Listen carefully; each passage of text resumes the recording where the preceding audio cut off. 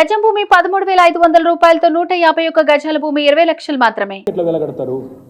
వాళ్ళ తెలంగాణలో మీరు వదిలిపోయినాడు 2014లో భూముల విలువ ఆ రోజు 50,000 ఉంటే ఈ రోజు 5 లక్షలు అయింది. ఆ రోజు 5 లక్షలు ఉంటే ఇవాళ 25 లక్షలు అయింది. ఇది వాస్తవం కాదా? రాష్ట్రంలో పెరిగిన సంపదకు మరి కేసీఆర్ ప్రభుత్వం కారణం కాదా? ఆలోచించమని కోరుతా ఉన్నా. నేను ఇంకొక మాట అడుగుతా ఉన్నా. వ్యక్తిగత సామాజిక భరోసాకు పెద్దపీట వేసినాం. మరి ఆ పెరిగిన ఆత్మస్థైర్యానికి ఎట్లా వెలగడతారు? ఒక పేదింటి ఆడబిడ్డ మొహంలో కళ్యాణ లక్ష్మి ద్వారా వచ్చిన చిరునవ్వుకి ఎట్లా వెలగడతారు? రాష్ట్రం నలుమూలల రేట్లు పెరిగిన భూముల ధరలకు ఎట్లా వెలువగడతారు మీరు? తాగునీటి ప్రాజెక్టులు ఫ్లోరోసిస్తో పాతర వేసేయడం వల్ల వచ్చిన స్థైర్యాన్ని ఆ తల్లి నేను నా పిల్లలకు విషం దాగిపిస్తలేను మంచినీళ్ళు దాగిపిస్తున్నా అనే ఒక ఆత్మస్థైర్యానికి ఎట్లా వెలగడతారు? ఆత్మస్థైర్యానికి ఎట్లా వెలగడతారు? అదేవిధంగా నలుమూలల పెరిగిన భూగర్భ జలాల సంపద ఎట్లా వెలగడతారు? పెరిగిన పచ్చదనానికి ఎట్లా వెలగడతారు? శాంతి భద్రతల పరిరక్షణలో పెరిగిన నమ్మకానికి ఎట్లా వెలగడతారు?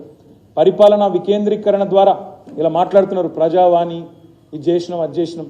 మీరు 10 జిల్లాల తెలంగాణ మాకు అప్పజెప్పిపోతే 33 జిల్లాలు చేసి 33 కలెక్టర్లను ప్రజల దగ్గర తీసుకొచ్చి కూర్చోబెట్టి మరి ప్రజలకు పరిపాలన చేరువలో తీసుకొచ్చింది కేసీఆర్ ప్రభుత్వం కాదా?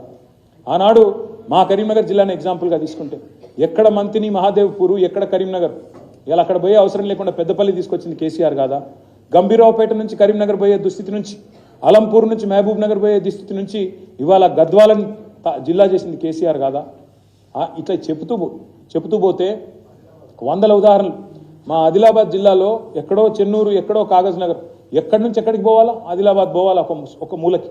కానీ ఇవాళ అదే ఆదిలాబాద్లో కుమరంభీం ఆసిఫాబాద్ జిల్లా, ఒకవైపు మంచిర్యాల జిల్లా, ఒకవైపు నిర్మల్ జిల్లా చేసింది కేసీఆర్ కాదా? ప్రజల వద్దకు పరిపాలన తెచ్చింది కేసీఆర్ కాదా?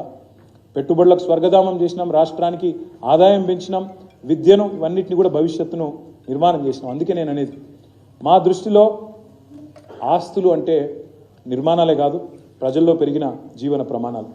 ఆస్తులు అంటే ఇవాళ పెరిగిన రాష్ట్ర ప్రతిష్ట, ప్రతి కుటుంబంలో పెరిగిన ఆత్మవిశ్వాసం, స్వల్పకాలంలోనే రాష్ట్ర సమగ్ర అభివృద్ధి నిజంగా చెప్పాలి అంటే మేము సాధించిన అతిపెద్ద విజయంగా మేము భావిస్తూ ఉన్నాం.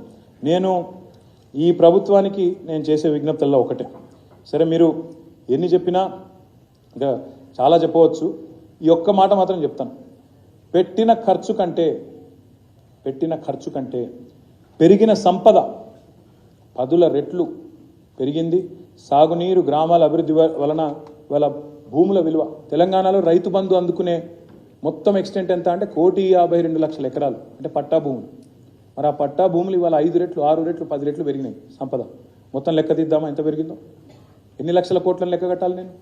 అదేవిధంగా ఆ 1,52,00,000 ఎకరాల పట్టా భూమి విలువ నాకు తెలిసి కనీసం 5 రెట్లు పెరిగింది, ఇంకా ఎన్నో రెట్లు పెరిగిందని చెప్పొచ్చు. ఇంకొక మాట,